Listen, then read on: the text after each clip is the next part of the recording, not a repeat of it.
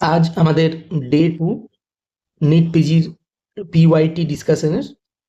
তো আজকে আমরা যে জিনিসগুলো নিয়ে আলোচনা করব তা হলো ফার্স্ট সিটি, তারপরে এমআরআই এবং তারপরে নিউক্লিয়ার স্ক্যান। তো গতকাল এবং আজ আমরা যে জিনিসগুলো আলোচনা করছি সেইগুলো সবগুলো কিন্তু পিওয়াইকিউ নয়, সবগুলো হয়তো পিওয়াইটিও নয়, কিন্তু এই বেসিক্সগুলো আমাদের জানা দরকার যদি আমরা রেডিওলজির কোনো কোয়েশ্চেন সলভ করতে চাই। তাই আজ এবং গতকাল আমরা বেসিক্সগুলো পুরো বুঝে নিলাম। এইবারে কালকে আমরা পুরো system wise only PYQ discussion করব এবং তারপরে পরশু রেডিওথেরাপি, রেডিয়েশন বা অন্যান্য যে সমস্ত টপিক থাকে সেগুলো ডিসকাশন করব। তো চলো শুরু করা যাক। আজ প্রথম যে জিনিসটা আমরা বুঝবো সেটা হচ্ছে সিটি। তো সিটি হচ্ছে বেসিক্যালি এক্স রে, কিন্তু এক্স রেতে আমরা প্রজেকশন নিই। এই আমাদের যদি বডি হয়, এদিক থেকে আমরা এক্স রে বিম ফেলি, পিছনে আমরা ইমেজ নিই। কিন্তু সিটিতে আমরা ক্রস সেকশনাল ভিউ নিই, মানে এই যদি একটা বডি হয়, এদিক থেকে যদি আমরা সিটি ফেলি, আমরা এই ক্রস সেকশনে কি কি জিনিস আছে সেটা বোঝার চেষ্টা করি। এটাই এক্স রে আর সিটির মধ্যে ডিফারেন্স। তো এক্স রেতে যেরকম তিনটে উইন্ডো ছিল, বোন উইন্ডো, লাং উইন্ডো এবং সফট টিস্যু উইন্ডো, তো এক্ষেত্রে সিটিতে প্রত্যেকটা বডির পার্ট আমাদের মানে ডিফারেন্ট কালার গ্রেডিয়েন্টে আমরা বুঝতে পারি। এবং এই যে পুরো সাদার থেকে কালো যে গ্রেডিয়েন্টে আমরা বুঝতে পারি জিনিসগুলো, সেটাকে আমরা বলি হাউন্সফিল্ড ইউনিট। হাউন্সফিল্ড ইউনিট যত কম হবে তত কালো হবে, হাউসফিল্ড ইউনিট যত বেশি হবে তত সাদা হবে। এবার এই হাউন্সফিল্ড ইউনিট কিসের ওপরে নির্ভর করে সেটা নিট পিজির পিওয়াই মানে আগে কোশ্চেন এসেছিল, সেটা হচ্ছে অ্যাটেনুয়েশন কোএফিসিয়েন্ট। অ্যাটেনুয়েশন কোএফিসিয়েন্ট কি? যদি আমরা 4টা এক্স রে বিম কোনো একটা মানে পার্ট, বডি পার্টের উপরে ফেলি এবং তার থেকে 3টে যদি পাস করে এবং একটা যদি অ্যাবজর্বড হয়, তাহলে এই যে একটা অ্যাবজর্বড হচ্ছে এটা টিস্যুটার মধ্যে থাকছে, বাকিগুলো চলে যাচ্ছে। তো এই যে জিনিসটা, এটাকে আমরা বলি অ্যাটেনুয়েশন, এবং এই অ্যাটেনুয়েশন কোএফিসিয়েন্ট দিয়ে আমরা হাউন্সফিল্ড ইউনিট ডিটারমাইন করি। তো হাউন্সফিল্ড ইউনিট -1000 থেকে +1000 পর্যন্ত আছে। -1000 এয়ার, -100 হচ্ছে ফ্যাট, 0 হচ্ছে water, +40 reference tissue. Reference tissue বলতে যদি অ্যাবডোমেনে বলি আমরা লিভার টিস্যু, ব্রেনে যদি আমরা সিটি স্ক্যান করি গ্রে ম্যাটার, এবং যদি কোনো লিম্বে করি সেক্ষেত্রে মাসেল। এবারে +100 হচ্ছে অ্যাকিউট হ্যামারেজ, এবং +1000 হচ্ছে বোন। বোন মানে বোন কটেক্স বা ক্যালকুলাই ক্যালসিফিকেশন। এবার একটা জিনিস বোঝার আছে যে +40 কিন্তু আমাদের রেফারেন্স, এটা আমাদের অ্যাভারেজ। তাহলে এর থেকে যা যা প্লাসে সেইগুলো কিন্তু এর থেকে সাদা দেখাবে, যা যা মাইনাসে এর থেকে কিন্তু কালো দেখাবে। ফলে এই যে জিনিসগুলো, এগুলোকে আমরা বলবো হাইপার, এই যে জিনিসগুলো এগুলোকে আমরা বলবো হাইপো। তো এই হাইপো আর হাইপারের গল্পটা কি? আমরা প্রত্যেকটা কালকে আমরা ইউএসজিতে পেয়েছি, আজকে আমরা সিটি এমআরআই এ পাবো। তো হাইপো মানে পাতি বাংলায় হচ্ছে কালো, বা hypo means less, less bright. আর হাইপার মানে হচ্ছে বেশি বা মোর ব্রাইট, যাকে পাতি বাংলায় হচ্ছে সাদা। তাহলে কোনো একটা রেফারেন্সের থেকে, রেফারেন্স নর্মাল টিস্যুর থেকে যদি কোনো জিনিসটা কালো দেখায় সেটাকে আমরা বলি হাইপো, সাদা দেখালে হাইপার।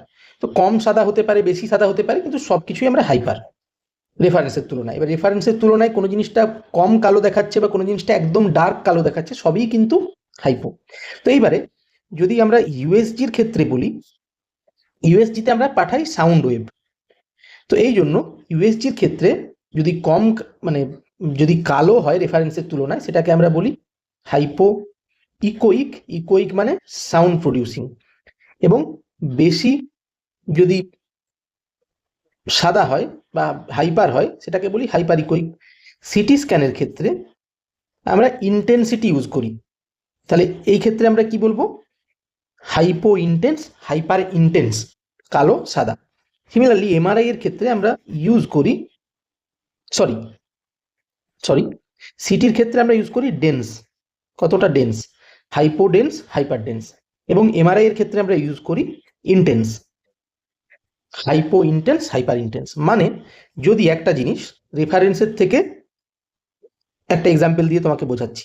দেখো, এটা একটা অ্যাবডোমেনের সিটি স্ক্যান। তো এক্ষেত্রে রেফারেন্স টিস্যু আমরা কি বলেছি অ্যাবডোমেনে? লিভার প্যারেনকাইমা, মানে এটা হচ্ছে রেফারেন্স। তো এবারে এর থেকে কি বেশি সাদা আছে এবং কি বেশি কালো আছে দেখো। এটা যদি রেফারেন্স হয়, এই এরিয়াটা কি, এই এরিয়াটা কি, এবং এই এরিয়াগুলো কি? তাহলে এই তিনটেই এটার থেকে বেশি সাদা। এটাও সাদা, এটাও সাদা, এটাও সাদা। এটা একটু বেশি সাদা, একদম ব্রাইট হোয়াইট। এটা অতটা হোয়াইট না, এটা মাঝামাঝি। কিন্তু এই তিনটেকেই আমরা বলবো হাইপার, এটা রেফারেন্সে। এবারে যেহেতু এটা সিটি স্ক্যান, তাহলে হাইপার ডেন্স। সিমিলারলি আমরা যদি এই এরিয়াটা দেখি বা এই এরিয়াটা দেখি, এগুলো কি, বা ধরো এই এরিয়াটা দেখি, এইগুলো এই রেফারেন্সের তুলনায় কি কালো। এটাও কালো, এটাও কালো, এটাও কালো। এটা একদম পিচ ব্ল্যাক, এগুলো ব্ল্যাকার, কিন্তু দুটোই এটার তুলনায় কালো। তাহলে আমরা কি বলবো? হাইপো। কিসে দেখছি? সিটিতে। Hypo dense. একই রকম জিনিস যদি তুমি এমআরআই দেখো, হাইপো ইন্টেন্স, হাইপার ইন্টেন্স, এবং ইউএসজিতে দেখলে হাইপো ইকোইক, হাইপার ইকোইক। এবারে এবারে আমরা হাউন্সফিল্ড ইউনিটের গল্পটা দেখলাম, যে কোনটা কত হাউন্সফিল্ড ইউনিট, রেফারেন্স কত। আমরা দেখলাম রেফারেন্স হচ্ছে +40, তাহলে এটা +40। তাহলে আমরা দেখো, আমরা যে রেডিয়েন্টটা পড়েছি -1000, -100 হচ্ছে ফ্যাট, -1000 এয়ার, তারপরে 0 হচ্ছে ওয়াটার, দেন +40 রেফারেন্স, তার থেকে উপরে +100 হচ্ছে অ্যাকিউট হ্যামারেজ বা ব্লাড, এবং +1000 হচ্ছে বোন। এটা সবচেয়ে কালো, এটা সবচেয়ে সাদা। এক্ষেত্রে সবচেয়ে সাদা কোনটা? ডেফিনেটলি এই এরিয়াটা বা এই এরিয়াটা। তো এগুলো তাহলে কি? +1000, +1000 মানে কি? এগুলো বোন, তাহলে এগুলো হচ্ছে বোন। এবারে আর কোনটা হাইপার হতে পারে? হাইপার হতে পারে ব্লাড ভেসেল, অ্যাকিউট ব্লাড। তাহলে এক্ষেত্রে এগুলো কি? Blood vessel. এবারে এটাও কিন্তু আমরা দেখছি যে একটু হাইপার, কিন্তু এটা কি তোমার মনে হচ্ছে হ্যামারেজ বা বোন? আমার মনে হচ্ছে না। এক্ষেত্রে নর্মাল যে টিস্যু হয়, লিভারের যা হাউন্সফিল্ড ইউনিট, লাঙে লাং বলছি, সাপোজ তোমার থাইরয়েডের যা হাউন্সফিল্ড ইউনিট, কিডনির যা, এগুলো একটু ভ্যারি করতে পারে। তো এটা লিভার না, এটা লিভার, এটা অন্য কোনো অর্গান, কিন্তু এটা হ্যামারেজও নয় বা বোনও নয়। তাহলে এটা আমরা বাদ, আপাতত ভুলে যাও। এবারে এটা যদি রেফারেন্স হয়, তার থেকে কালো কি কি জিনিস আছে? আমরা দুটো জিনিস কালো দেখতে পেয়েছি, একটা হচ্ছে এটা, একটা হচ্ছে এইগুলো। তো আমাদের কালো কি কি হতে পারে? এক তো হতে পারে ওয়াটার। ওয়াটার কোথায় থাকে? ওয়াটার মেবি বাইলে থাকতে পারে, ইউরিনে থাকতে পারে, মানে কিডনিতে, এবং আমার সিএসএফ এ থাকতে পারে। তো এই এখানে কিছু কালো কালো কালো কালো, এই যে দেখো, দেখছো, এগুলো মেবি কোনো মানে ইউরিনের ডাক্ট, তাহলে একটু কালো কালো দেখাচ্ছে, ওয়াটার গেল। ফ্যাট আর এয়ার, কোনটা বেশি কালো? -1000 এয়ার, তার থেকে কম কালো ফ্যাট। তো এবারে তুমি দুটো কালো পাচ্ছ জিনিস, এটা আর এটা। এবারে তুমি বলো কোনটা ফ্যাট, কোনটা এয়ার? ডেফিনেটলি এটা এয়ার এবং এটা ফ্যাট। তাহলে এটা যদি এয়ার হয়, এটা কোন অর্গান, কোথায় এয়ার থাকে? ডেফিনেটলি এটা তাহলে লাংস, যেটা লিভারের ওপরে আছে। তাহলে এটা কি? এটা হচ্ছে ডায়াফ্রাম। তো এবারে আমরা আসি পরের গল্পে। হাউন্সফিল্ড ইউনিট আমরা বুঝে গেলাম। এবার আমরা যেটা বুঝবো সেটা হচ্ছে যে টাইপস অফ সিটি, কত রকমের সিটি হয়। তো সিটি স্ক্যানে যেটা হয়, এক্স রেতে যেরকম হয়, একটা পার্সন আছে, একদিক থেকে আমরা এক্স রে বিম দিচ্ছি, অন্যদিকে আমরা সেটাকে স্ক্যান করছি। স্ক্যান করার জন্য এক্ষেত্রে ফিল্ম দেওয়া থাকে, কিন্তু এক্ষেত্রে আমাদের সেন্সার থাকে, যে ডিটেক্টর। তাহলে এই দিক থেকে এক্ষেত্রে এক্স রে আসছে, এইদিকে ডিটেক্ট হচ্ছে, এবং এক্ষেত্রে মাঝে আছে আমাদের পার্সন। তো যদি একটা মানে আমাদের সোর্স থাকে, এক্স রে যেখান থেকে বেরোচ্ছে, একটা সোর্স থাকে এবং একটা ডিটেক্টর থাকে, সেটা একদম সিম্পল টাইপ। এবং সেক্ষেত্রে এখান থেকে একটা বিম এসে এখানে পড়লো। তো এই যদি ধরো একটা পার্সন হয়, তার এখান থেকে একটা বিম এসে যদি এখানে রিসিভার থাকে, তাহলে এই এরিয়াটার কিন্তু আমাদের ক্রস সেকশনাল ইমেজই নিয়ে নিল। তারপরে পেশেন্ট একটু এইদিকে এগিয়ে গেল, পেশেন্ট মুভ করলো, ফলে এখানে এই এরিয়াটা একটু মুভ করার ফলে, জাস্ট সেকেন্ড, এই জায়গায় চলে এলো, এই জায়গায় চলে এলো এবং এখানে আরেকটা ক্রস সেকশন নিল। তারপরে পেশেন্ট আরও একটু মুভ করলো, আরও একটা ক্রস সেকশন নিল। তো এইভাবে যদি একটার পর একটা ক্রস সেকশনাল ইমেজ আমরা নিই, পেশেন্ট একটু একটু মুভ করে, তো সেটাকে আমরা কি বলি? সেটাকে আমরা বলি অ্যাক্সিয়াল সিটি। অ্যাক্সিয়াল মানে এইভাবে পরপর প্যারালাল ইমেজ আমাদের তৈরি হচ্ছে। তো এবারে এই ইমেজ কি একটা মানে পয়েন্টে তৈরি হয়, মানে এখানে একটা ইমেজ নিল, এখানে একটা নিল, এখানে একটা নিল, এরকম হয় না। এক্ষেত্রে বডির স্লাইস নেওয়া হয়। মানে এতটা ধরো বিম আসছে, এখানে ডিটেক্টর আছে, তাহলে এই পুরো এরিয়াটার একটা স্লাইস হলো। নেক্সট ইমেজে পেশেন্ট মুভ যখন করে গেল, এই এরিয়াটার একটা স্লাইস হবে, তারপরে এই হবে, এইভাবে। তো এইরকমভাবে যদি প্যারালাল হয় সেটা হচ্ছে এক্সিয়াল সিটি। এবং সেক্ষেত্রে দুটো জিনিস হতে পারে, একটা হচ্ছে রেগুলার মানে একটু স্লাইডসগুলো যেরকম আমরা মোটা মোটা নিচ্ছি, বা যেটা হতে পারে সেটা হচ্ছে স্লাইসগুলো খুব আমরা থিন নিতে পারি, মানে এইরকম একটা স্লাইস, দুটো, তিনটে, চারটে, পাঁচটা, ছটা, এইভাবে।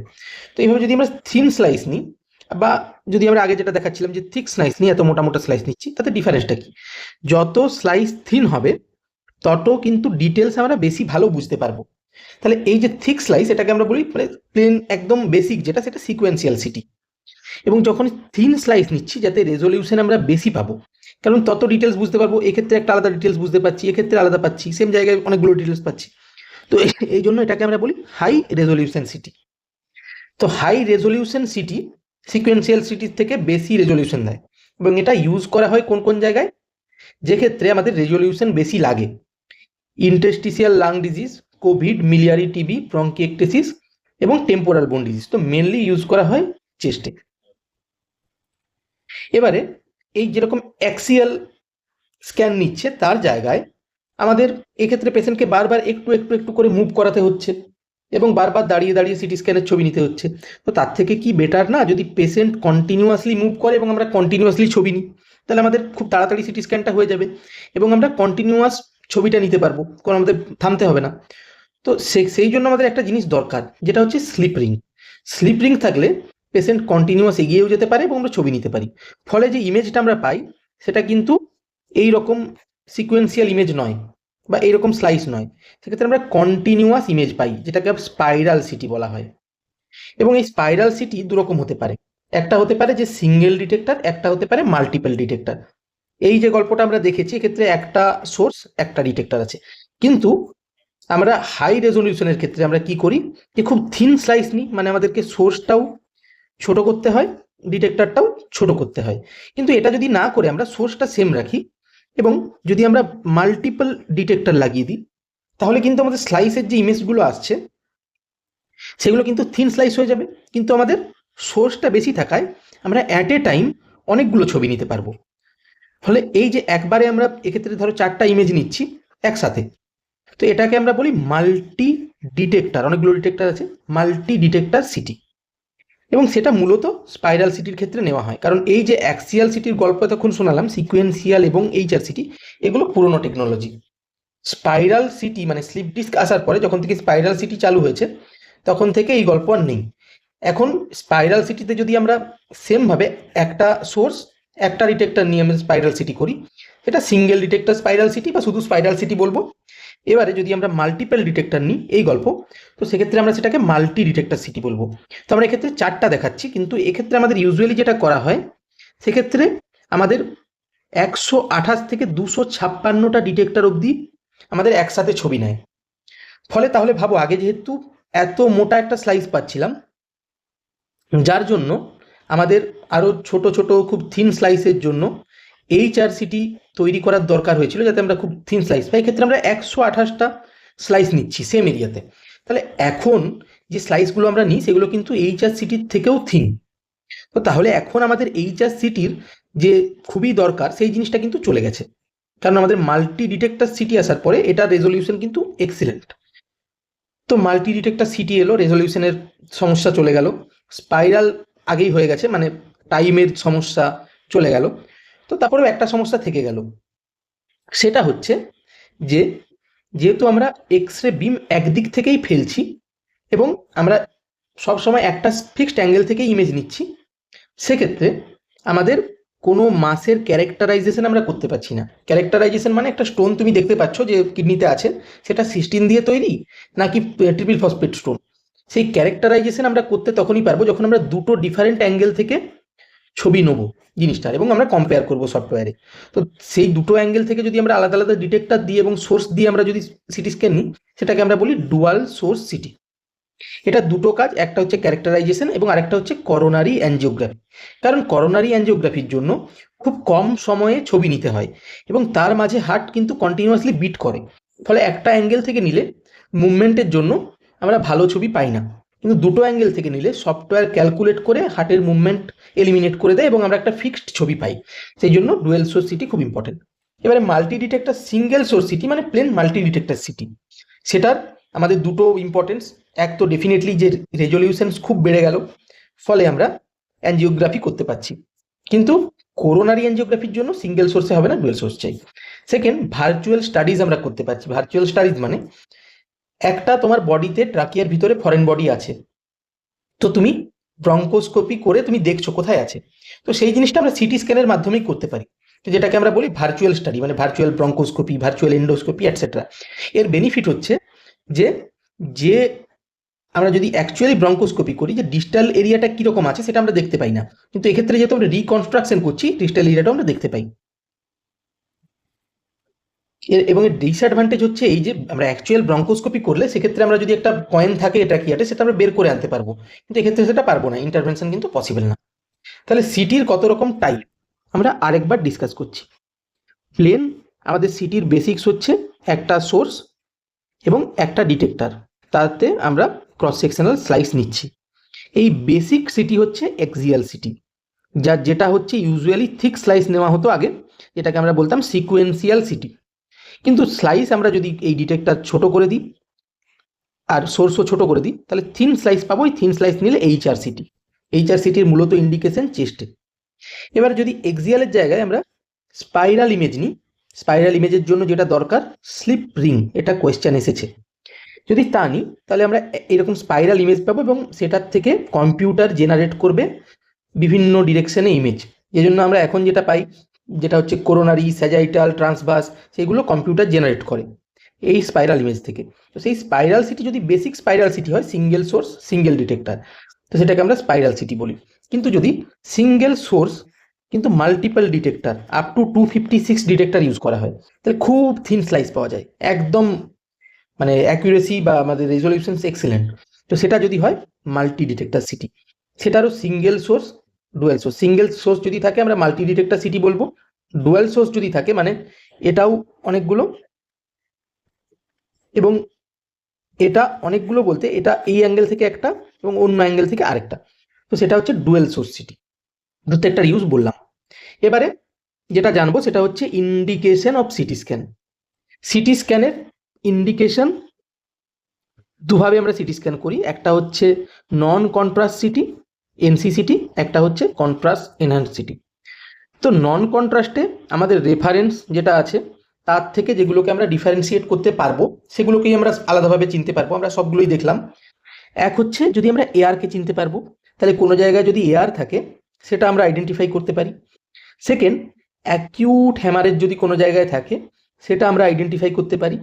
এবং যদি কোনো জায়গায় বোন কর্টেক্স ক্যালকুলাই ক্যালসিফিকেশন আইডেন্টিফাই করতে হয় সেটা আমরা করতে পারি। তো ক্যালকুলাই বা স্টোন রেডিও ওপেক হতে পারে, মানে আমরা এক্স রে বা সিটি স্ক্যানে দেখতে পাবো, এবং রেডিও লুসেন্ট হতে পারে যেটা আমরা দেখতে পাই না। তো গল স্টোন আছে, সিবিডি স্টোন আছে, রেনাল স্টোন আছে। কেবল রেনাল স্টোন রেডিও ওপেক, তাহলে রেনাল স্টোনের জন্য ইনভেস্টিগেশন অফ চয়েস কি এনসিসিটি, বাকি দুটো স্টোনের জন্য না। এবারে এই জিনিসগুলো আমরা কিন্তু এই ইমেজটাই দেখলাম যে কি কি আমরা আইডেন্টিফাই করতে পারছি।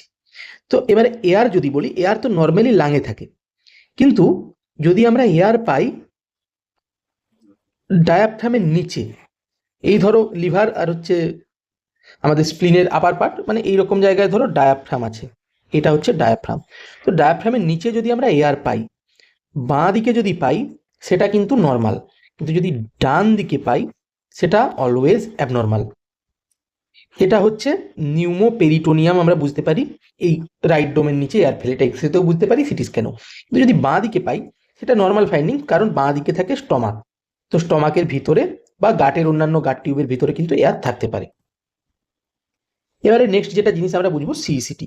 সিইসিটি মানে আমরা ডাই ইনজেক্ট করছি ইন্ট্রাভেনাস এবং ইমেজ নিচ্ছি, তাহলে আমরা কন্ট্রাস্ট তৈরি করছি। তাহলে যে জিনিসের কন্ট্রাস্ট নর্মালি ছিল না থার্মোফিল ইউনিট অনুযায়ী, সেক্ষেত্রে আমরা কিন্তু কন্ট্রাস্ট তৈরি করছি। কি কি করতে পারি? এক তো definitely CT angio, next CT coronary angio. CT coronary angio কিভাবে করি? আমরা ডুয়াল সোর্স সিটি স্ক্যান দিয়ে করি, এবং এটা কোন ফেজে নেওয়া হয়? ইমেজটা মিড ডায়াস্টোল ফেজে নেওয়া হয়, কারণ এই মিড ডায়াস্টোলে 0.1 সেকেন্ডের জন্য হার্টের কোনো মুভমেন্ট থাকে না, হার্ট বিট করে কিন্তু 0.1 সেকেন্ড স্টিল থাকে। এটা কিন্তু কোয়েশ্চেন এসেছে। নেক্সট যেটা investigation of choice for trauma. Investigation of choice for trauma except দুটো জায়গায়। একটা যদি হেড ট্রমা হয়, হেড ট্রমা মানে কি?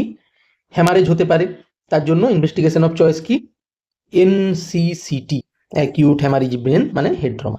আর সেকেন্ড যেটা আনস্টেবল পেশেন্ট যদি হয়, যে কোনো আনস্টেবল পেশেন্টকে আমাদের মানে ট্রিট করাটা প্রাইমারি গোল। তো সেক্ষেত্রে আমরা ফার্স্ট করি, মানে একটা ইউএসজি, তারপরে ট্রিট করি। নেক্সট যেটা সেটা হচ্ছে টিউমার স্টেজিং এর ক্ষেত্রে পেট সিটি হচ্ছে ইনভেস্টিগেশন অফ চয়েস, এটা অ্যাভেলেবেল না থাকলে সিইসিটি। এবং ইনফেকশন, অ্যাবসেস, ইনফ্লামেশন চেস্ট বা অ্যাবডোমেনে যদি থাকে, সেক্ষেত্রে ইনভেস্টিগেশন অফ চয়েস হচ্ছে সিইসিটি, এবং ক্যারেক্টারাইজেশন অফ লিম্ফ নোড করা হয় সিইসিটির দ্বারা। এবারে যে গল্পটা বললাম যে স্টোনের ক্ষেত্রে স্টোন রেডিও ওপেক হতে পারে, রেডিও লুসেন্ট হতে পারে। তো এর মধ্যে কিডনি স্টোন রেডিও ওপেক, তাই investigation of choice NCCT. Gall stone radio lucent, সেক্ষেত্রে আমরা ইউএসজি দিয়ে সহজেই আমরা দেখতে পারি গল স্টোন, তাই ইউএসজি।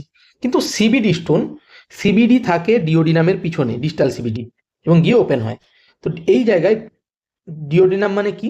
ডিওডিনাম মানে গাট, গাট মানে এয়ার, এয়ারের পিছনে থাকলে ইউএসজি সেটা ধরতে পারবে না, কারণ air is enemy of USG.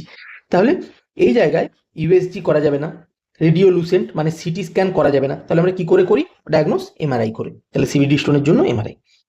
এবারে আমরা চলে যাব এমআরআই এ। কন্ট্রাস্ট মিডিয়া নিয়ে অনেক কথা বলার আছে, সেটা আগে এমআরআই শেষ করি, দিয়ে বলবো। এমআরআই কিভাবে তৈরি হয়? এমআরআই এর যদি তৈরির মেকানিজম আমরা বলি, এটা বেস্ট হয় গাইরোম্যাগনেটিজমে। গাইরোম্যাগনেটিজমের উপর বেস্ট করে এমআরআই কাজ করে। মানে কি? আমাদের বডিতে প্রোটন আছে, H+ প্রোটন প্রচুর আছে। কোথায় আছে? সব বডি ফ্লুইডে আছে। তো এগুলো হচ্ছে ছোট ছোট ম্যাগনেট, এবং যে কোনো ম্যাগনেট আমরা জানি লোহাতেও মাইক্রোম্যাগনেট আছে, কিন্তু সেটা আমরা লোহা তো ম্যাগনেটিক হিসেবে কাজ করে না কেন? কারণ ম্যাগনেটগুলো সবসময় হ্যাপাজার্ডলি অ্যারেঞ্জ থাকে। কিন্তু যদি কোনো বড় ম্যাগনেটের সামনে নিয়ে যাই, সেগুলো অ্যালাইন করে, লোহার ক্ষেত্রেও হয়। তো সেইভাবে যদি আমরা কোনো একটা বড় ম্যাগনেট এর আন্ডারে বডিকে নিয়ে যাই, তাহলে বডির সব প্রোটনগুলো অ্যালাইন করে সেই ম্যাগনেটের সাথে। তো এই বড় ম্যাগনেটটা কোথায় থাকে? এমআরআই এ। এবং এর স্ট্রেংথ কি দিয়ে মাপা হয়? এর ইউনিট কি? ম্যাগনেটের ইউনিট হচ্ছে টেসলা। এটা কোশ্চেন এসেছে যে unit of strength of magnet Tesla. তো এই ম্যাগনেট অন করলে বডি এর অনুযায়ী অ্যালাইন করে গেল। এবারে এমআরআই মেশিনে এর থেকেও বড় একটা ম্যাগনেট থাকে, যেটা হচ্ছে রেডিও ফ্রিকোয়েন্সি কয়েল। কয়েল মানে যে এমআরআই মেশিনে যেটার ভিতরে, যে কয়েলটার ভিতরে ঢোকানো হয়, সেই কয়েল। তো এই কয়েলের ম্যাগনেট এমআরআই ম্যাগনেটের থেকে বেশি স্ট্রং। ফলে এটা যখন আমরা অন করে দেব, তখন এই এমআরআই এর ম্যাগনেটের সাথে অ্যালাইন করবে না এর সাথে করবে? যেটা বেশি স্ট্রং ডেফিনেটলি, তাহলে এর সাথে প্রোটনগুলো অ্যালাইন করে। ফলে এক্ষেত্রে প্রোটনরা লো এনার্জি স্টেট থেকে হাই এনার্জি স্টেটে যায়, কারণ এটা বেশি স্ট্রং ম্যাগনেট। তাহলে এমআরআইকে বেশি স্ট্রেংথ দিচ্ছে, এই মানে প্রোটনগুলোকে বেশি স্ট্রেংথ দিচ্ছে। তো এটাকে বলি এক্সাইটেশন বা এক্সাইটেড স্টেট।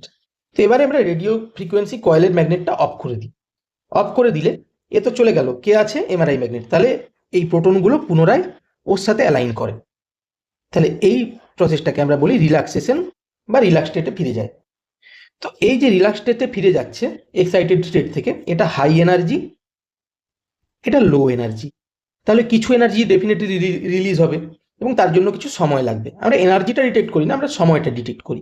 তাহলে কতটা সময়ে এখান থেকে এখানে যাচ্ছে, তো সেটাকে আমরা বলি রিল্যাক্সেশন টাইম। রিল্যাক্সেশন টাইম দু রকম ভাবে হয়। একটা হচ্ছে কতটা ভার্টিক্যালি মুভ করতে সময় লাগছে, কতটা হরাইজেন্টালি বা ট্রান্সভার্সলি মুভ করতে সময় লাগছে। কি ব্যাপার জানার দরকার নেই। ট্রান্সভার্সলি যে সময়টা লাগে, মানে ধরো এই রকম আছে, এই রকম হচ্ছে, তাহলে এই যে ট্রান্সভার্স মুভমেন্ট, এটার জন্য যতটা সময় লাগছে সেটাকে আমরা বলি ট্রান্সভার্স রিল্যাক্সেশন টাইম। কটা টি আছে? দুটো, বা এটাকে আমরা বলি T2 রিল্যাক্সেশন টাইম। সিমিলারলি যদি আমরা বলি যে এই ধরো ভার্টিক্যালি এখান থেকে এখানে যেতে কতটা সময় লাগছে, তাই এটাকে আমরা কি বলি? Vertical relaxation time. কটা টি আছে? একটা, তাহলে এটাকে আমরা বলি T1 রিল্যাক্সেশন টাইম।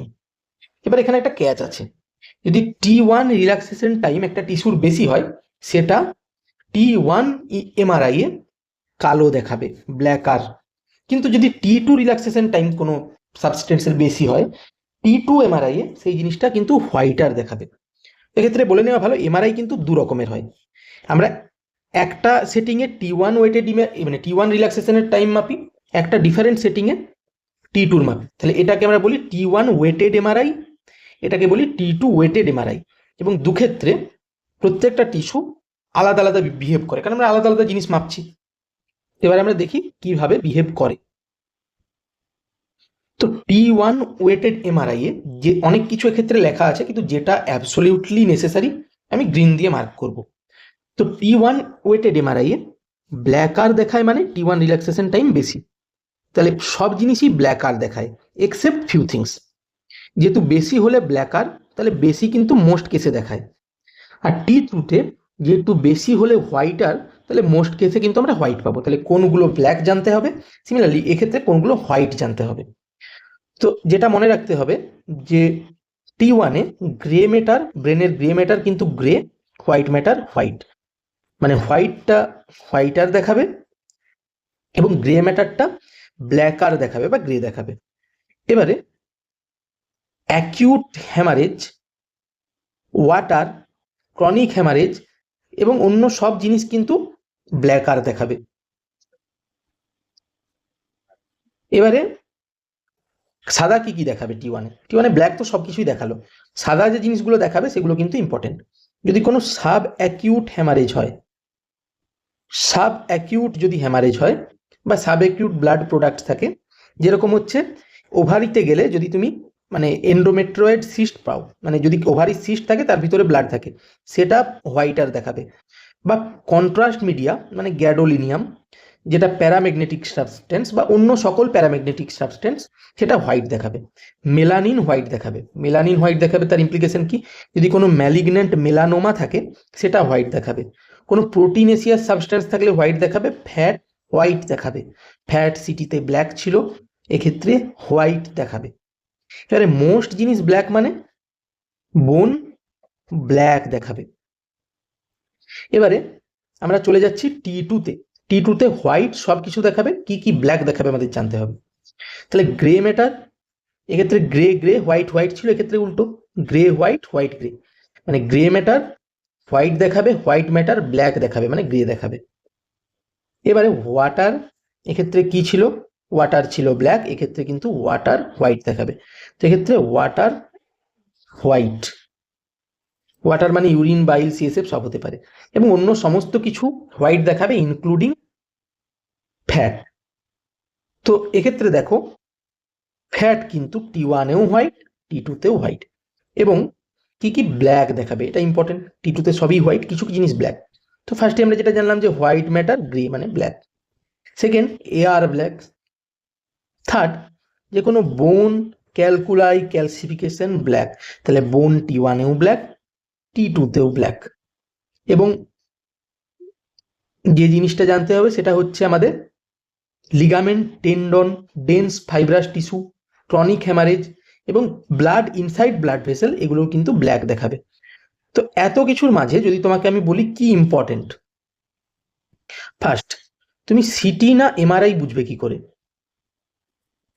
বোন সিটিতে সব সময় হোয়াইট দেখাবে, এমআরআই এ সব সময় ব্ল্যাক দেখাবে। এক নম্বর, সিটি এমআরআই বুঝে গেলে। এবার এমআরআই এ T1 না T2 বুঝবে কি করে?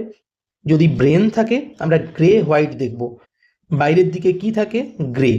তাহলে এই গ্রে যদি কালো হয়, ভিতরে যদি সাদা থাকে, T1। গ্রে যদি সাদা হয়, ভিতরে যদি কালো থাকে, T2। এবারে যদি তোমাকে ব্রেন দেয়নি, তোমাকে অন্য কোনো বডি পার্ট দিয়েছে, আমরা দেখব ওয়াটার, বাইল, এইসব কোনো জিনিসপত্র আছে কিনা। যদি থাকে তাহলে যদি এই জিনিসগুলো হোয়াইট দেখায় T1, ব্ল্যাক দেখায় T2। সিমিলারলি ব্রেনের ক্ষেত্রেও আমরা বলতে পারি CSF যদি ব্ল্যাক দেখায় T1, হোয়াইট দেখালে T2। বাকি সব গল্প পড়ে নিই। এবারে ইন্ডিকেশন কি এমআরআই এর? এমআরআই মূলত আমরা জানি যে সফট টিস্যুকে দেখতে আমরা ইউজ করি। সফট টিস্যু মানে কি? সফট টিস্যু মানে ligament, tendon, dense fibre tissue, এমনকি কার্টিলেজ। এছাড়া বোন ম্যারো দেখতে আমরা ইউজ করি বা নার্ভ দেখতে ইউজ করি, নিউরাল, যে কোনো নিউরাল টিস্যু। নিউরাল টিস্যু বলতে আমাদের তো সিএনএস, পিএনএস, নার্ভ এগুলো তো গেলই, তার সাথে একটা জিনিস আছে প্যানকস টিউমার, একটা আছে পোস্টেরিয়ার মিডিয়াস্টিনাল মাস, এই দুটোই নিউরোজেনিক। এবারে বোন ম্যারোর ভিতরে, মানে বোন ম্যারো আমরা দেখতে ইউজ করি, নট কটেক্স। বোন ম্যারোতে যদি কোনো অ্যাকিউট অস্টিওমাইলাইটিস থাকে, যদি ইন্ট্রা অসিয়াস এক্সটেনশন থাকে বোন টিউমারের, স্ট্রেস ফ্র্যাকচার বা ইনসাফিসিয়েন্সি ফ্র্যাকচার থাকে, বা কোনো ইনফ্লামেশন থাকে বোনের, লাইক অ্যাঙ্কাইলোজিং স্পন্ডেলাইসিস, সেগুলো আমরা দেখতে ইউজ করি।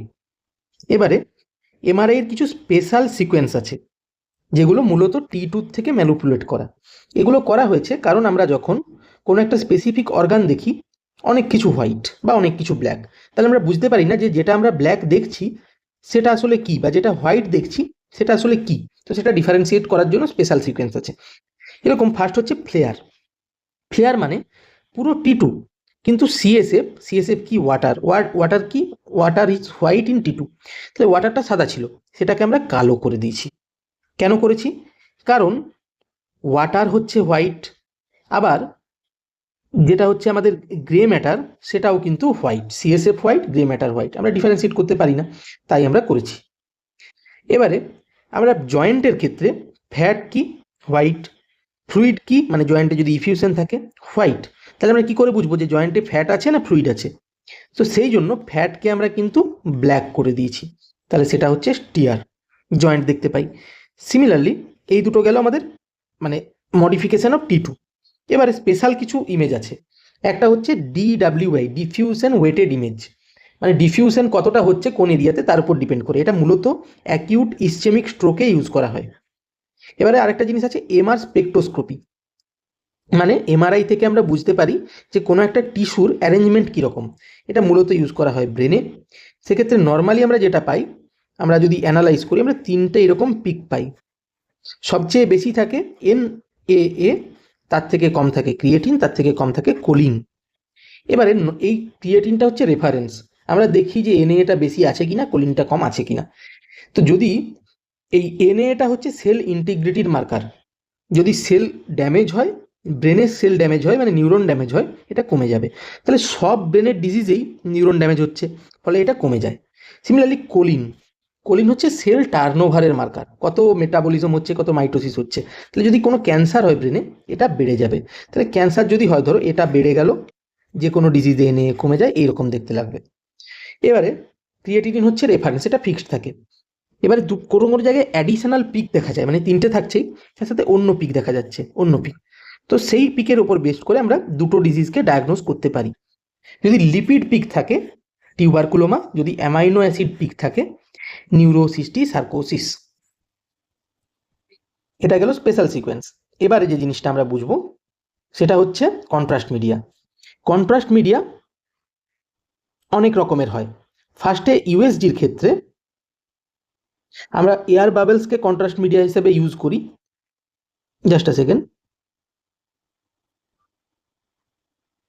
ইউএসজির ক্ষেত্রে আমরা এয়ার বাবেলসকে কন্ট্রাস্ট মিডিয়া হিসেবে ইউজ করি, যেটাকে আমরা বলি সোনোভিউ। এবং এক্ষেত্রেও ব্লাড ভেসেলের ভিতরে আইভি ইঞ্জেকশন দিই, ব্লাড ভেসেল হোয়াইট দেখায়। ব্লাড ভেসেল মানে কি, ইউজুয়ালি আমাদের মানে ব্ল্যাক দেখাতো, কিন্তু এক্ষেত্রে হোয়াইট দেখায়। এবং এটার মেন ইউজ হচ্ছে লিভারে, ট্রাইফেজিক ইউএসজির ক্ষেত্রে।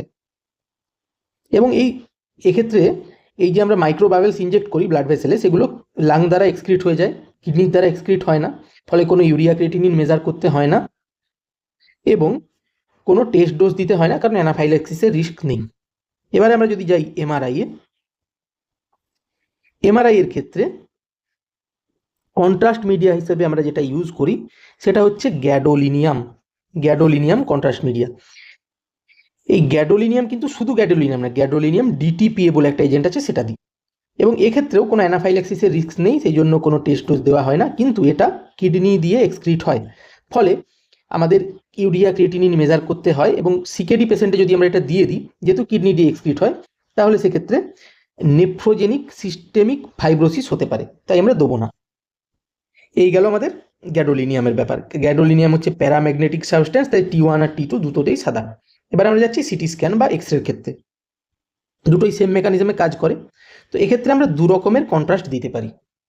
এক হচ্ছে ওরাল কন্ট্রাস্ট, এক হচ্ছে বাকি সমস্ত জায়গায় কন্ট্রাস্ট যেটা দিই। ওরাল কন্ট্রাস্টের ক্ষেত্রে আমাদের ওয়াটার সলিউবেল হতে হয় না। ওয়াটার সলিউবেল হলে যে আমাদের স্টমাকের লাইনিং আছে বা গাট লাইনিং আছে সেটাকে কোট করবে না, সেই জন্য আমরা এমন কন্ট্রাস্ট মিডিয়া ইউজ করি যেটা এই ওয়ালগুলোকে কোট করে এবং আমরা মিউকোসাটাকে ভালোভাবে দেখতে পাই, সেই জন্য বেরিয়াম ইউজ করা হয়, এবং এটা ওয়াটার সলিউবেল না। এই বেরিয়াম কিন্তু সকল প্রকার জিআই স্টাডির ক্ষেত্রে ইউজ করা হয়, যেটা হচ্ছে বেরিয়াম মিল, বেরিয়াম ইনিমা, সব ক্ষেত্রে আমরা পরে জিআই ক্ষেত্রে দেখব। বাকি সব জায়গায় যেটা ইউজ করা হয় আয়োডিনেটেড ওয়াটার সলিউবেল কন্ট্রাস্ট। তো এক্ষেত্রে যে জিনিসগুলো আমাদের রিকোয়ার্ড সেটা হচ্ছে এক্ষেত্রে আয়োডিনেটেড, মানে আয়োডিন আছে, আয়োডিন থাকলে অ্যানাফাইল্যাক্সিসের একটা রিস্ক থাকে, সেই জন্য টেস্ট ডোজ আমাদের আগে দিতে হয়। সেকেন্ড, এই আয়োডিনেটেড ডাই কিডনি দিয়ে এক্সক্রিট হয়, এবং যদি মানে কোনো সিকেডি পেশেন্টে আমরা দিয়ে দিই তো কন্ট্রাস্ট ইনডিউসড নেফ্রোপ্যাথি করতে পারে, ফলে আমরা ইউরিয়া ক্রিয়েটিনিন চেক করব দেওয়ার আগে। এবং এই কন্ট্রাস্ট ইনডিউস নেফ্রোপ্যাথি যাতে না হয়, এক তো আমরা মানে সিকেডি পেশেন্টে দেবো না, সেকেন্ড খুব করে জল খাওয়াবো বা আইভি ফ্লুইড দেবো, থার্ড হচ্ছে সোডিয়াম বাইকার্বনেট কিন্তু কন্ট্রাস্ট ইনডিউস নেফ্রোপ্যাথি আটকায়, এবং ফোর অসমোটিক লোড কিন্তু কম রাখবো, মানে আইসো অসমোলার এজেন্ট ইউজ করব। এবারে এই আইসো অসমোলার কেন বললাম, কারণ আয়োডিনেটেড ওয়াটার সলিউবেল কন্ট্রাস্ট মিডিয়া দু রকমের হতে পারে, এক হচ্ছে আয়নিক, দুই হচ্ছে নন আয়নিক। আয়নিক মানে হচ্ছে যে কন্ট্রাস্ট মিডিয়ায় যে মানে কেমিক্যালটা আছে সেটা হচ্ছে কোনো অ্যাসিড, মানে COOH, এবং এটা মানে যখনই সলিউশনে যাবে সেটা ভেঙে যাবে দুটো আয়নে, তাহলে কটা পার্টিকেল তৈরি করবে, দুটো। এবং নন আয়নিক মানে সেক্ষেত্রে কিন্তু এটা স্টেবল, মানে হাইড্রক্সিল গ্রুপ থাকে, যেটা আয়নিক মানে সলিউশনে গিয়েও কিন্তু ভাঙবে না, ফলে এক্ষেত্রে একটা পার্টিকেলই থাকবে। এবারে আয়নিকের মোনোমার ডাইমার হয়, নন আয়নিকের মোনোমার ডাইমার হয়। এবারে মোনোমার আয়োডিনেটেড কন্ট্রাস্ট মিডিয়াতে এই রকম স্ট্রাকচারের কন্ট্রাস্ট মানে মিডিয়া আমরা ইউজ করি, যেক্ষেত্রে সিঙ্গেল মলিকিউলে যদি মোনোমার হয় 3টে আয়োডিন থাকে, ডাইমার হলে 6টা আয়োডিন থাকে। আমাদের কোনটা দরকার, আয়োডিন, কারণ আয়োডিন হচ্ছে কন্ট্রাস্ট যত বেশি তত সাদা। কোনটা দরকার নেই, যেটা দরকার নেই সেটা হচ্ছে পার্টিকেল যত বেশি তত অসমোলারিটি বেশি হবে, অসমোলারিটি বেশি হলে সেইটা বডিতে গিয়ে মানে কিডনির উপর লোড করবে এবং সিআইএন করবে। তাহলে আমাদের এম যেটা সেটা হচ্ছে যত কম পার্টিকেল লোড এবং যত বেশি আয়রন, তাহলে I/P ratio, iodine is to particle ratio যত বেশি তত বেটার। তো আয়নিক মোনোমারে পার্টিকেল থাকে দুটোই ভেঙে যায়, আয়োডিন কটা থাকে, 3টে, তাহলে আয়োডিন I/P রেশিও 6:4, 6টা আয়োডিনের জন্য আমাদের 4টা পার্টিকেল নিতে হচ্ছে। ডাইমারের ক্ষেত্রে সেটা 6:2, কারণ দুটো আয়নে ভাঙছে এবং 6টা আয়োডিন দিচ্ছে। মোনোমারের ক্ষেত্রে একটাই মানে পার্টিকেল 3টে আয়োডিন দিচ্ছে, মানে দুটো পার্টিকেল 6টা দেবে, 6:2। এবং নন আয়নিক ডাইমারের ক্ষেত্রে একটা সিঙ্গেল পার্টিকেল 6টা আয়োডিন দিচ্ছে, তাহলে I/P কার সবচেয়ে বেশি, এর। তাহলে কোনটা সবচেয়ে বেস্ট, এটা, কারণ সিআইএন রিস্ক সবচেয়ে কম, এবং এদের অসমোলারিটি 1600, 800, 800, 300, যত কম অসমোলারিটি তত বেস্ট। তাহলে এক্ষেত্রে যেহেতু 1600 এটার অসমোলারিটি খুব বেশি, আমাদের বডির হচ্ছে 300, 1600, তাহলে এটা হাই অসমোলার কন্ট্রাস্ট এজেন্ট। এবং এই দুটো নন আয়নিক ডাইমার, নন আয়নিক মোনোমার, এই দুটো 800, মানে যথেষ্ট বেশি, আমাদের 300 এদের 800 অসমোলারিটি, তাহলে এইগুলো কিন্তু হাই অসমোলার, কিন্তু এর থেকে লো, আয়নিক মনোমারের থেকে লো, তাহলে এই জন্য এটাকে আমরা বলি লো অসমোলার। কিন্তু এটা কিন্তু সিরামের থেকে অসমোলারিটি লো না, এর বেশি অসমোলারিটি। এবং এক্ষেত্রে নন আয়নিক ডাইমারের ক্ষেত্রে এটা 300, সিরামও 300, তাহলে এক্ষেত্রে এটা আইসোঅসমোলার। উদাহরণ কি? Ionic monomer urografin gastrografin, ionic dimer ioxaglate, iodine non ionic monomer iohexol, previous year question, non ionic dimer iodixanol, previous year question. তাহলে বেস্ট হচ্ছে এটা, ওয়ার্স্ট হচ্ছে এটা। তাহলে যদি পেশেন্ট অ্যাফোর্ড করতে পারে এবং যদি সিআইএন এর রিস্ক থাকে, আমরা সবসময় প্রেফার করব নন আয়নিক ডাইমার। তা যদি না পারে due to cost, at least non ionic monomer, কিন্তু এই দুটো কখনোই দেবো না যদি সিআইএন এর রিস্ক থাকে। তাহলে আমরা কিভাবে চুজ করব? ফার্স্টে আমরা দেখবো যে সিআইএন এর রিস্ক আছে কিনা। কিভাবে বুঝবো? যদি আমরা যে ইনভেস্টিগেশনটা করছি তার ফলে ডাইটা কিডনি দিয়ে এক্সক্রিট হয়, তাহলে সিআইএন হতে পারে। ফলে কখনোই আমরা কিচ্ছু দেবো না, কেবল নন আয়নিক ডাইমার, না হলে অ্যাটলিস্ট নন আয়নিক মোনোমার, যেরকম হচ্ছে সিইসিটি, আইভিপি, অ্যাঞ্জিওগ্রাফি। এবারে যে যে জায়গায় কিডনি দিয়ে এক্সক্রিশন হয় না, যেরকম ইআরসিপি যদি আমরা করি, ইআরসিপি মানে আমরা জিআইটির ভিতরে গিয়ে ডাই পুশ করলাম, সেটা আমাদের বাইল ডাক্টে গেল এবং এক্সক্রিট জিআইটি দিয়েই হয়ে যাবে, কিডনিতে যাবে না। সিমিলারলি কিডনির থেকে চলে এসেছে সব ইউরিন আমাদের ইউরেথ্রায় বা আমাদের ব্লাডারে, সেক্ষেত্রে এমসিইউ বা আরজিইউ করলাম ডাই পুশ করে, সব ডাই বেরিয়ে যাবে ইউরেথ্রা দিয়ে, কিডনিতে যাবে না। বা এইচএসজিতে আমরা ডাই দিলাম ইউটেরাসে, পিভি সব ডাই বেরিয়ে যাবে, কিডনিতে যাবে না। তাহলে এইগুলোতে আমাদের সিআইএন এর রিস্ক কিন্তু খুবই কম বা নেই। তাহলে এক্ষেত্রে আমরা আয়নিক যে ডাই সেগুলো আমরা দিতে পারি, যেরকম ইউরোগ্রাফিন, গ্যাস্ট্রোগ্রাফিন, আয়োক্সালেট, কারণ এগুলো খুব চিপ, এগুলো কস্টলি এবং আয়োডেক্সানল কস্টলিয়েস্ট, তাহলে এগুলো আমরা দিতে পারি। তাহলে ইআরসিপি এই জায়গাগুলো বললাম, এগুলোতে আমরা দেব ইউরোগ্রাফিন, গ্যাস্ট্রোগ্রাফিন। যে যে জায়গাগুলো কিডনিতে যায় সেক্ষেত্রে আমরা দেবো, যদি দিই, অ্যাটলিস্ট আয়োহেক্সল। তো সেক্ষেত্রে আমরা দেখবো যে কেএফটি কীরকম আছে, কারণ যদি ইউরিয়া ক্রিয়েটিনিন বেশি থাকে সিআইএন হতে পারে। তাহলে যদি ইউরিয়া ক্রিয়েটিনিন নর্মাল থাকে, তাহলে মানে যদি আয়নিক ডাই দিই তাহলে কিন্তু স্টিল সিআইএন হতে পারে, নন আয়নিক দিলে সিআইএন হবে না।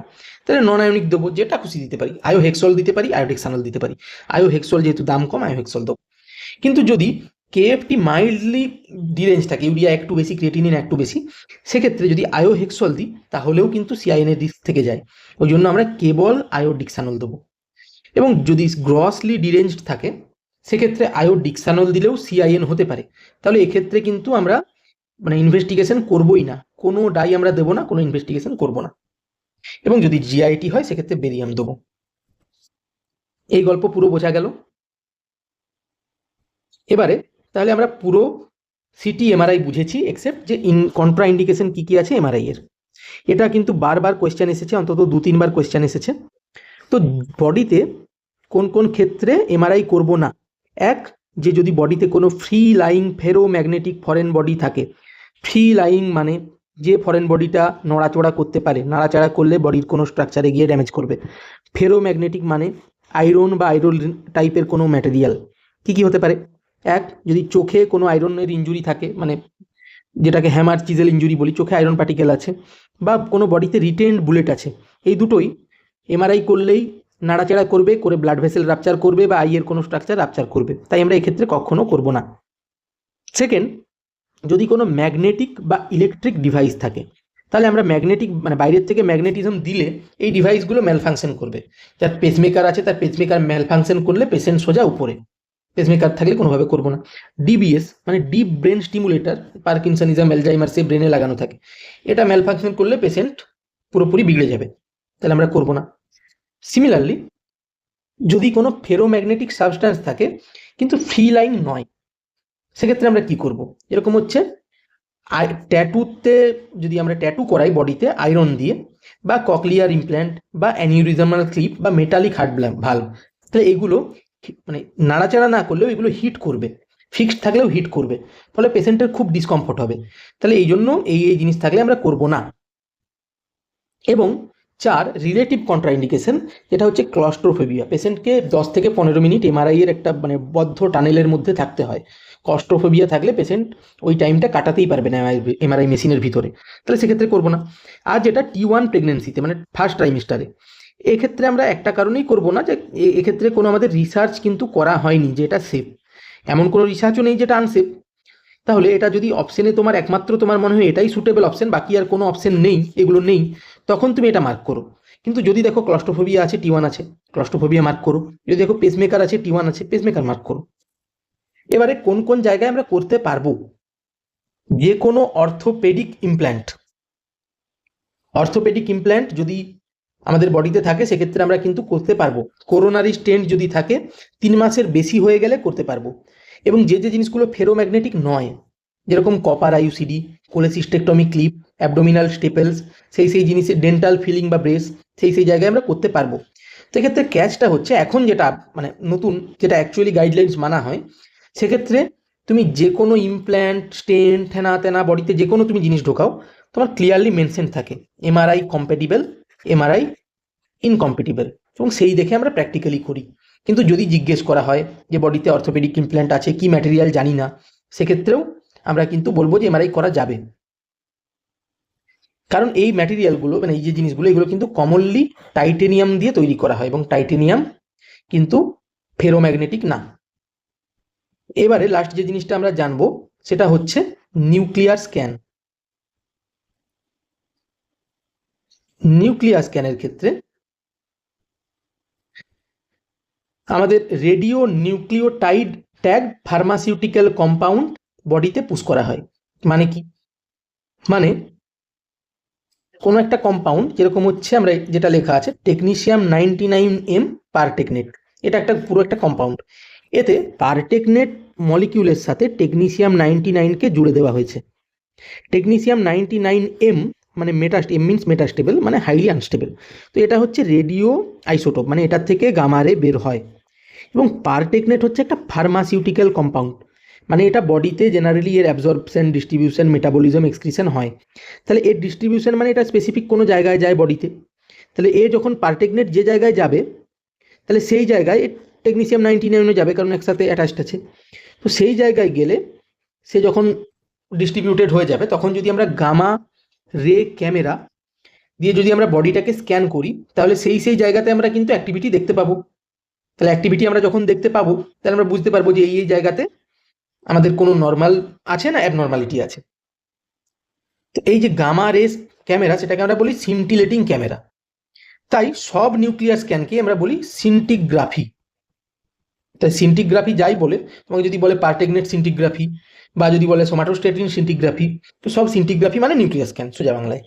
তো এবারে নিউক্লিয়ার স্ক্যানে তুমি পুশ করেছো বডিতে, তারপরে বডিতে সে যে জায়গায় যাওয়ার গেছে, তারপরে গামা ক্যামেরা দিয়ে তুমি ছবি তুলে তুমি এরকম ছবি পাবে। এটা কোন অর্গান বলো? আমার তো দেখে ডেফিনেটলি লিভার মনে হচ্ছে। সেক্ষেত্রে তুমি দেখতে পাচ্ছ যে দুটো ডিফারেন্ট এরিয়া আছে, যে এটা একটু সাদা সাদা, এইখানটা একটু কালো কালো। তাহলে সাদা কি কালো কি? তো যে জায়গায় অ্যাক্টিভিটি বেশি হয় বা যে জায়গা থেকে বেশি রেডিয়েশন আসে, গামা রে আসে, সেই জায়গাটা কালো দেখায়। এক্স রে, সিটি, এমআরআই এর ক্ষেত্রে কি হয়? যে জায়গায় বেশি অ্যাক্টিভিটি সেই জায়গায় সাদা দেখি, হট। এক্ষেত্রে উল্টো, এক্ষেত্রে যে জায়গায় বেশি অ্যাক্টিভিটি কালো দেখি, এবং এটাকে আমরা বলি হটস্পট। তাহলে এই কালোগুলো হচ্ছে হটস্পট। আর যে জায়গায় কম অ্যাক্টিভিটি সেই জায়গাকে আমরা বলি কোল্ড স্পট, সেই জায়গায় সাদা দেখায়। তাহলে ধরো এই যে এইরকম জায়গাগুলো, এগুলো হচ্ছে কোল্ড স্পট। তাহলে নিউক্লিয়াস স্ক্যানে আমরা কি অ্যাসেস করি? আমরা ফাংশন অ্যাসেস করি কোনো জায়গায়, যে এখানে গেছে এই জায়গাতে কাজ করছে কিনা। স্ট্রাকচার আমরা অ্যাসেস করি না, কারণ এটা দেখতে খুবই মানে পোর রিজলিউশন। এটা পুরো তোমার গল ব্লাডার, লিভার সব আছে, তুমি দেখে বুঝতে পারবে যে গল ব্লাডারের কোন পার্ট এফেক্টেড, খুব ডিফিকাল্ট। তো এবারে কি নিউক্লিয়ার স্ক্যান ইম্পর্টেন্ট আমাদের জন্য? ফার্স্ট যেটা বললাম, টেকনিশিয়াম 99M পারটেকনেট। তাহলে পারটেকনেট যে কম্পাউন্ড আমরা ইউজ করছি, সে সাইড ডিটারমিন করে কোথায় যাবে। পারটেকনেট কোথায় যায়? 3টে জায়গায় যায়। এক হচ্ছে স্টমাক মিউকোসা, এক সেলিভারি গ্ল্যান্ড, এক থাইরয়েড। স্টমাক মিউকোসাতে যদি যায় নর্মালি, তাহলে আমরা এই যে লেফট আপার কোয়াড্রেন্টে আমরা ব্ল্যাক পাবো বা হটস্পট পাবো, দ্যাট ইজ নর্মাল। থাইরয়েডে গেলে গলাতে ব্ল্যাক স্পট পাবো, নর্মাল। সেলাইভারি গ্ল্যান্ডে গেলে এই প্যারোটিড ইত্যাদি জায়গায় আমরা স্পট পাবো, এগুলো নর্মাল। কিন্তু যদি আমরা কোনো কারণে পেরিআম্বিলিকাল বা লোয়ার রাইট কোয়াড্রেন্টে বা রাইট লোয়ার কোয়াড্রেন্টে যদি আমরা হটস্পট পাই, এক্ষেত্রে কিন্তু স্টমাক মিউকোসা থাকার কথা না, তাও যদি পাই, সেক্ষেত্রে আমরা এটা ডায়াগনোসিস করি সেটা হচ্ছে মেকেলস ডাইভার্টিকুলাম, 1 নম্বর। সেকেন্ড, স্যালাইভারি গ্ল্যান্ডের ক্ষেত্রে স্যালাইভারি গ্ল্যান্ডে আসে, স্যালাইভার সাথে বেরিয়ে যায়। তাহলে স্যালাইভারি গ্ল্যান্ডের যদি কোনো টিউমার হয়, স্যালাইভার সাথে আসে বেরিয়ে যায়, আমরা হটস্পট পাবো না। কিন্তু যদি ওয়ারথিনস টিউমার হয়, ওয়ারথিনস টিউমারে কিন্তু কোনো ডাক্ট থাকে না, তাহলে ওয়ারথিনস টিউমারে এলো, বেরোতে পারলো না, আবার এলো, বেরোতে পারলো না, ফলে অ্যাকিউমুলেট হবে, অ্যাকিউমুলেট হলে হটস্পট পাবো। তাহলে যদি প্যারোটিড গ্ল্যান্ডে হটস্পট পাই, ওয়ারথিনস টিউমার। এবার যদি থাইরয়েডের ক্ষেত্রে, থাইরয়েডের ক্ষেত্রে এটা ইন্ডিয়াতে থাইরয়েড স্ক্যানের জন্য বেস্ট এজেন্ট। কেন বলছি একটু পরে বুঝবো। তো থাইরয়েডের ক্ষেত্রে এটা নর্মাল, কোনো হটও নয়, কোল্ডও নয়।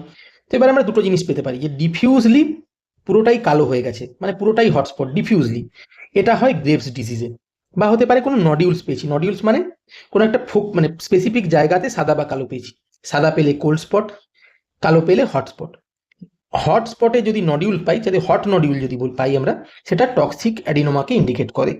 যদি কোল্ড নডিউল পাই, সেটা ক্যান্সারকে ইন্ডিকেট করে। ক্যান্সার কি ক্যান্সার, ক্যান্সার আদা আছে কিনা, সেটা এফএনএসি দিয়ে আমরা কনফার্ম করব।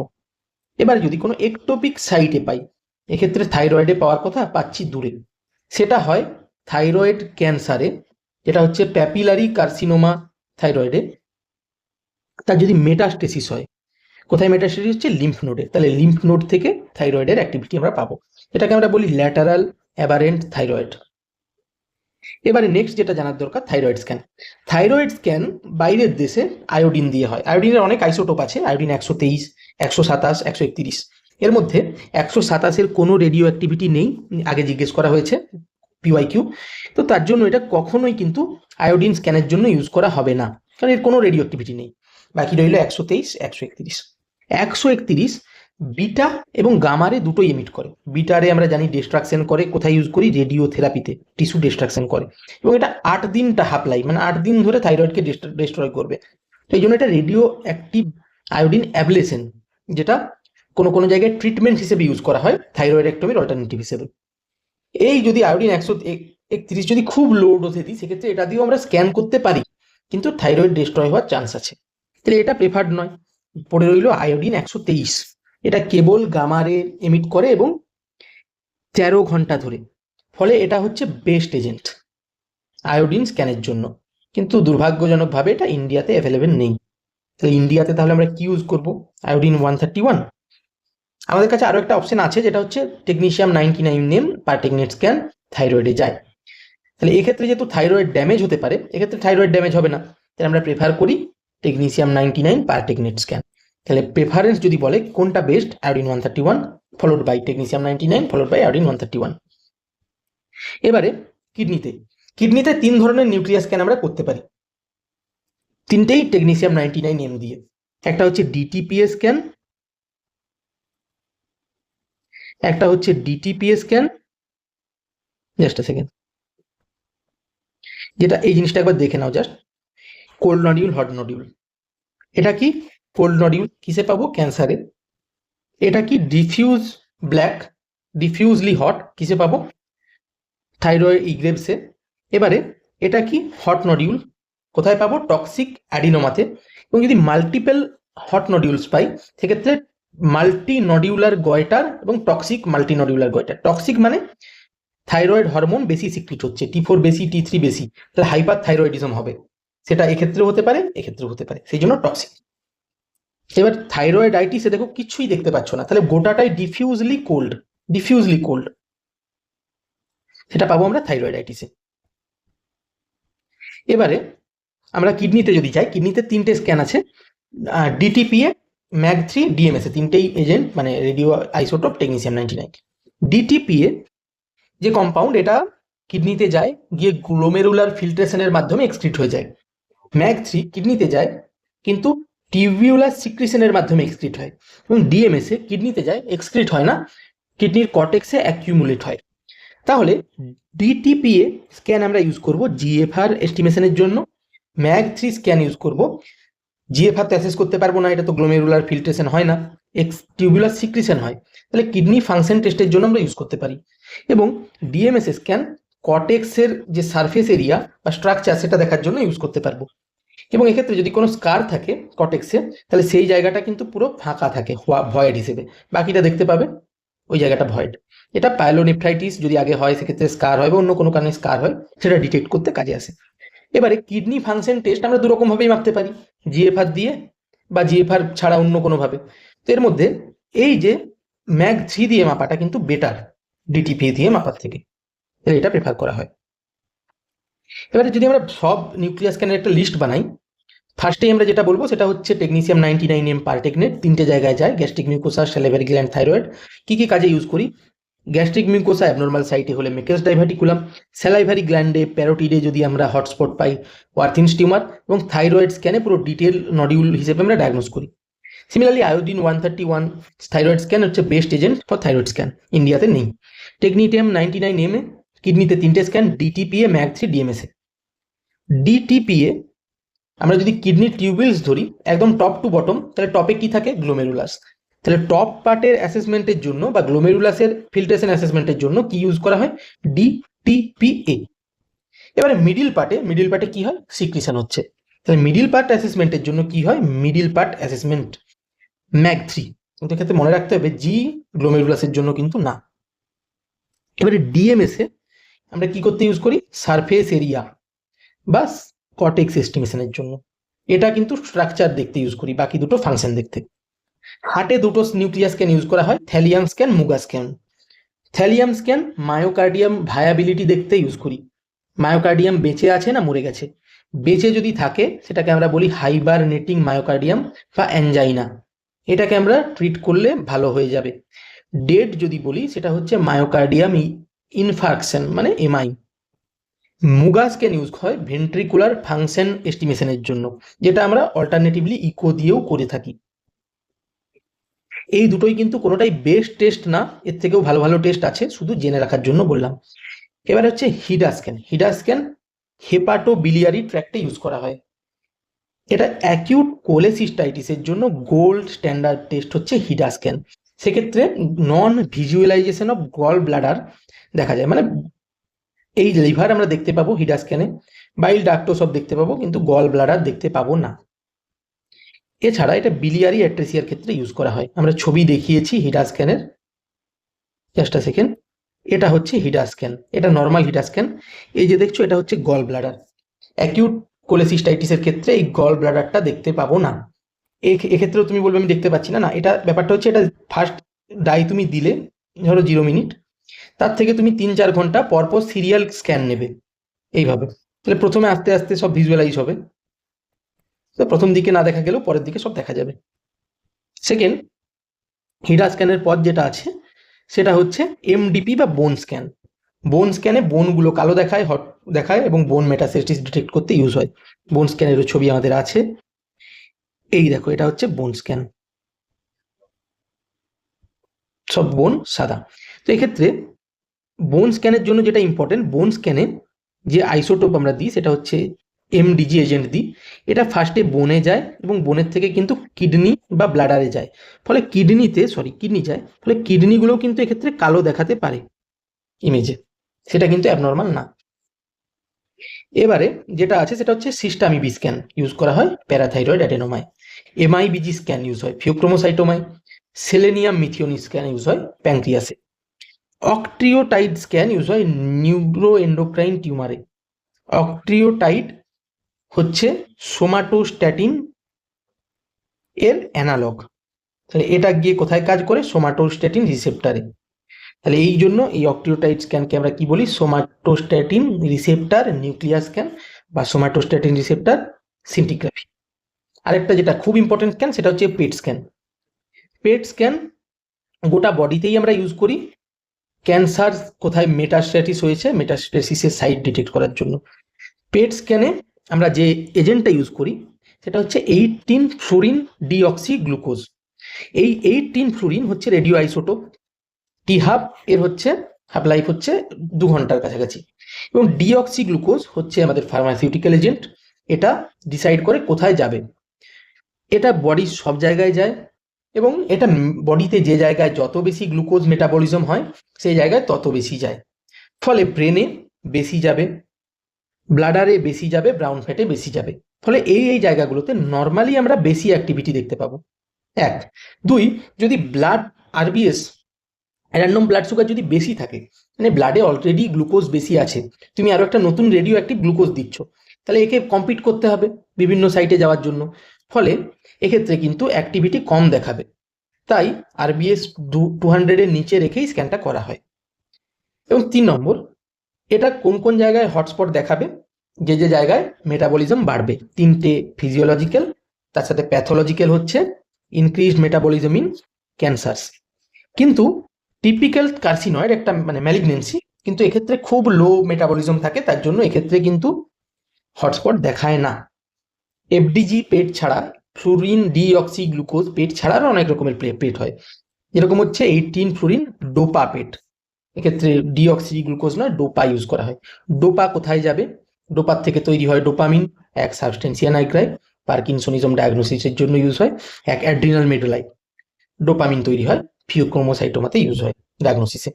সেকেন্ড, 18 ফ্লুরিনকে আমরা সাবস্টিটিউট করতে পারি গ্যালিয়াম 68 দিয়ে, এর হাফ লাইফ কিন্তু আরও কম, 1 ঘন্টা, 68 মিনিট। তার সাথে যদি পিএমএসএ কম্পাউন্ড লাগাই, যে যাবে প্রোস্টেটে, ডায়াগনোসিস করবে প্রোস্টেট মেটাস্টাসিস, প্রোস্টেট ক্যান্সার কোথায় মেটাস্টাসিস করছে সেটা ডায়াগনোস করবে, সেটা গ্যালিয়াম 68 পিএমএসএ পেট। কিন্তু এর একটা স্পেশালিটি হচ্ছে যে এটা কেবল ডায়াগনোসিস করে না, এটা কিন্তু ট্রিটও করতে পারে প্রোস্টেট মেটাস্টাসিসকে। এবারে গ্যালিয়াম 68 ডোটা নক, ডোটা টক, ডোটা টেট পেট, এগুলো ভুলে গেলেও তোমার চলবে। গ্যালিয়াম 68 ডোটা পেট ডায়াগনোস করে নিউরোএন্ডোক্রাইন টিউমার। লাস্ট যেটা বলবো সেটা হচ্ছে ফাপি পেট। ফাপি মানে ফাইব্রোব্লাস্ট অ্যাক্টিভেটেড প্রোটিন ইনহিবিটর, এটা স্পেসিফিক্যালি ক্যান্সার সেলেই যায়, ফলে অন্য জায়গায় অ্যাক্টিভিটি দেখাবে না এবং কেবল ক্যান্সার সেলেই দেখাবে, কারণ এটা গ্লুকোজের মেটাবলিজমের উপর ডিপেন্ড করে না। এবারে যদি আমরা কথা বলি পেটের, এটা হচ্ছে পেট স্ক্যান। এই ইমেজটা যেটা দেখছো, ব্রেনে হোয়াইট, আমাদের ব্লাডারে হোয়াইট এবং ব্রাউন ফ্ল্যাট আমাদের থাকে না, নিউনেটে ইনফ্যান্টে বেশি থাকে, সেক্ষেত্রে হোয়াইট। কিন্তু এখানে দেখো একটা তুমি হোয়াইট স্পট পাচ্ছ, এটা অ্যাবনর্মাল। এবারে কিন্তু এক্ষেত্রে আমরা কি বুঝতে পারছি এটা কোন জায়গাটাতে আমরা স্পট পাচ্ছি, কারণ রেজলিউশন খুব পুর, লোকেট করা খুব ডিফিকাল্ট। ওই জন্য যেটা করা হয়, একই সাথে পেশেন্টকে পেট সিটি মেশিনে নিয়ে যাওয়া হয়। আগে এটা হচ্ছে সিটি স্ক্যানের আমাদের সোর্স আর মানে হচ্ছে রিসিভার। তাহলে এক্ষেত্রে আগে সিটি স্ক্যান নেওয়া হয়, তারপরে এই জায়গাটাতে পেট ক্যামেরা লাগানো আছে চারদিকে, বডির থেকে গামা রে ইমিট হলে পেট ক্যামেরা সেটা ধরে নেয়। ফলে সাইমালটেনিয়াসলি আমরা সিটি স্ক্যানের ইমেজ নিচ্ছি, পেটের ইমেজ নিচ্ছি, এবং তার ফলে সফটওয়্যার দিয়ে দুটোকে আমরা ম্যাচ করিয়ে দিচ্ছি। ফলে যত সাদা তত হচ্ছে বেশি অ্যাক্টিভিটি। সিমিলারলি একই ইমেজ পাচ্ছি ব্লাডার, ব্রেন এবং মেটাস্টাসিস। কিন্তু এক্ষেত্রে দেখো এটার রেজলিউশন আর এটার রেজলিউশন, তাহলে পেট এর সাথে মানে ইন্টিগ্রেট করে আমাদের লাভ কি হচ্ছে, আমরা লোকেট করতে পারছি, রেজলিউশন খুব বেড়ে যাচ্ছে। সিমিলারলি তাই এখন শুধু প্লেন পেট স্ক্যান প্রায় অবসলিট, সব ক্ষেত্রেই পেট সিটি ইউজ করা হয়। অল্টারনেটিভলি পেট এমআর ইউজ করা যেতে পারে, সেক্ষেত্রে সব সেম, জাস্ট আমরা একটা এমআরআই নেবো, পেট নেবো, ফিউজ করব। কিন্তু এর মেশিনের কস্ট খুব বেশি হয়, এটা ইন্ডিয়াতে খুব কম ইউজ করা হয়, নইলে অল্টারনেটিভলি ইউজ ডেফিনেটলি করা যেতে পারে। আমরা পুরো যা ডিসকাস করার কথা ছিলাম ডিসকাস করেছি, টাইম একটু বেশি লেগেছে, কিন্তু ক্লিয়ারলি ডিসকাস করেছি। কাল থেকে আমরা direct previous year question discussion করব। কারো তোমাদের কোনো ডাউট থাকলে নিচে কমেন্ট সেকশনে জানিও। এবং একটা আমার রিকোয়েস্ট, যদি তোমরা ভিডিও শেষ অবধি দেখে থাকো, তোমাদের কলেজের যে গ্রুপ থাকে সেখানে যদি আমার মানে চ্যানেল লিঙ্কটা শেয়ার করে দাও, সেক্ষেত্রে আমার খুব উপকার হবে। ধন্যবাদ।